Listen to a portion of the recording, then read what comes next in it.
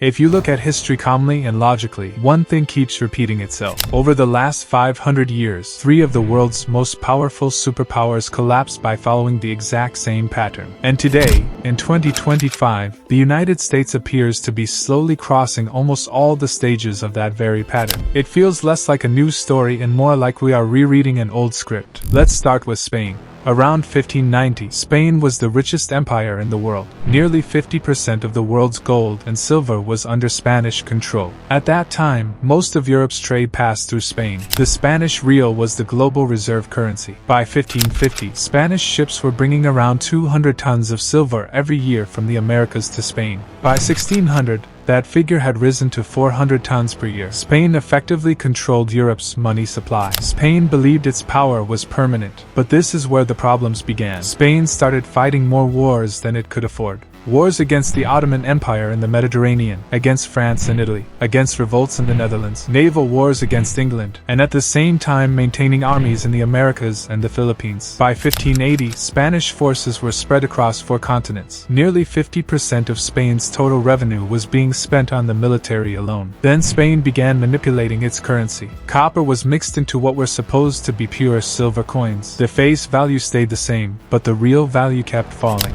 By 1600, Spanish coins contained almost no silver at all. After this came the debt cycle. Spain borrowed heavily from Italian and German bankers. In just 40 years, Spain declared bankruptcy 4 times. In 1557, 1560, 1575, and 1596. Spain's biggest mistake was abandoning production. With unlimited money coming in, it stopped working. Farming declined, manufacturing declined, innovation stopped. Spain relied almost entirely on imports. When silver production from the Americas began to weaken, the entire system collapsed. By 1700, Spain still looked large on the map, but economically it was completely dead. Now let's look at Britain.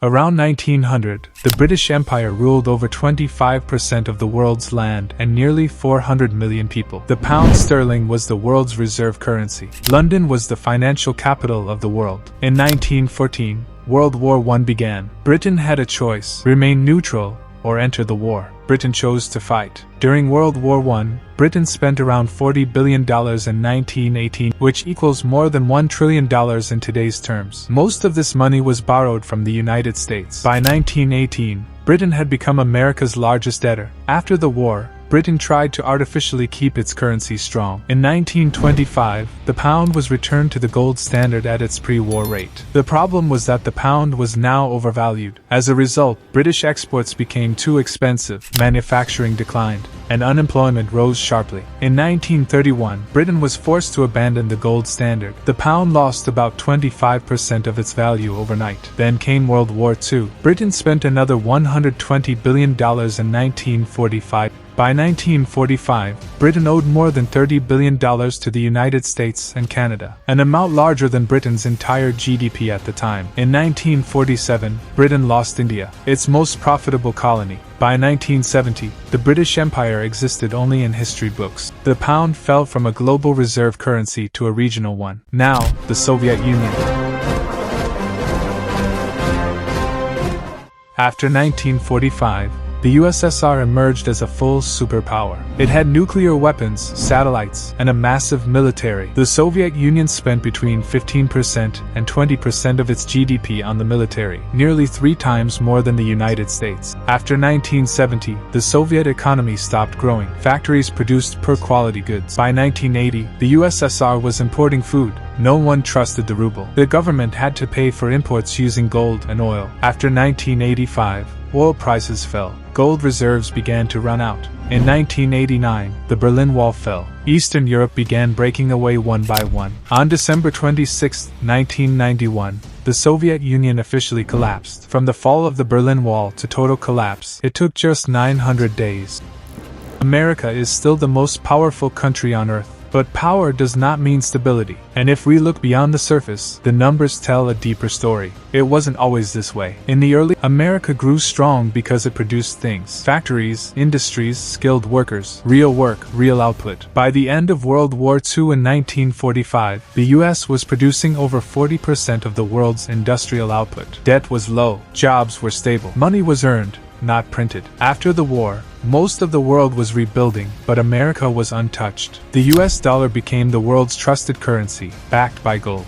Until 1971 was America's golden age. Then came the shift. In 1971, America removed the dollar from gold. Money could now be printed freely. At first, it felt like a smart move. Cheap imports, easy borrowing. But slowly, discipline faded. Since then, the dollar has lost around 98% of its purchasing power. What $1 bought in 1971 now needs many more dollars. After 2000, things sped up. The US money supply increased by over 400%. Since 2020 alone, more than $6 trillion was printed. The national debt crossed $36 trillion, about 120% of GDP. Every year, America now pays nearly $1 trillion just in interest, without reducing the debt itself. Today, America has military presence in over 80 countries, with more than 750 military bases worldwide. The annual military budget is around $850 billion. That looks powerful, but it's also a heavy load on the economy. Meanwhile, real production left.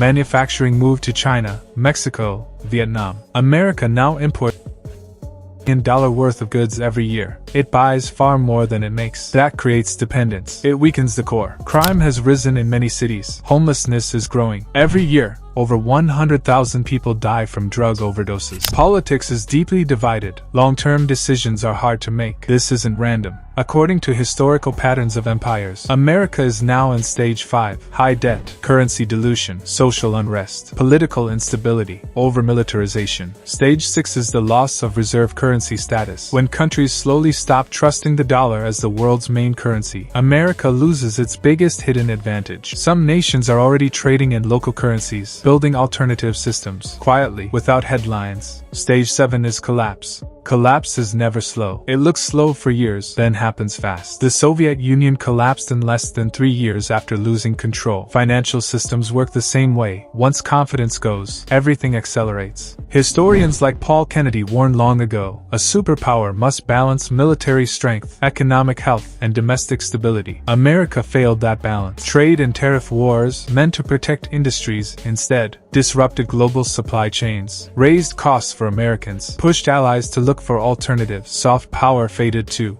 In many parts of Africa, Latin America, and the Middle East, America's image weakened, especially among the young. On the other hand, China focused on manufacturing, infrastructure, and long-term planning. Through projects like Belt and Road, it built roads, ports, railways across continents. It challenged the West in manufacturing, infrastructure exports, key tech sectors. Militarily, China modernized fast. It now has the largest navy by ship numbers, advanced missile systems, strong regional dominance in the Indo-Pacific. Now the question is, will China replace America? The honest answer is not exactly. Experts don't see a simple replacement. Instead, the world is moving from one superpower to a multipolar system. Power will be shared among the United States, China, India, the European Union, Russia. America may lose its exclusive dominance but won't vanish overnight. China may grow equal or stronger in some areas, but not everywhere, and not uncontested. This isn't about hating America or praising China. It's about patterns. Empires rise when they produce, innovate, and stay disciplined. Empires fall when they borrow endlessly, print excessively, and believe they're untouchable. History doesn't care about emotions, slogans, or beliefs. History follows data, and data follows patterns. Patterns are mathematical, not emotional, and mathematics never lies.